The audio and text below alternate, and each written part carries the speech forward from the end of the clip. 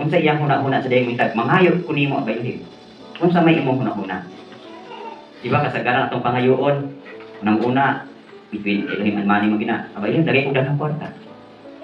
Kaya nga naman, pinagi sa kwarta, matagpo ang tanan mong panginahanglan physically. Di ba? O may gusto kang pahit og cellphone, o gusto kang pahit bugas, gusto kang pahit og sanina, everything. Pertaining lang sa physical. So wala gyud laing pangin ang tao kwarta gyud. Kaya nagtuo siya na pinaagi anak ng tagpo ang tanan. So kana sa physical na nga bahin. Buot sa ilahim nga makapangayo ka kanang the best good para nimo. So sa may angin natong pangayoon sa Elohim. So kung duol kita sa Elohim, manghay kita sa Elohim aron na atong kalipay mapuno, natural ang iyahag yung gusto nga imong pangayoon naagyod sa espirituhan.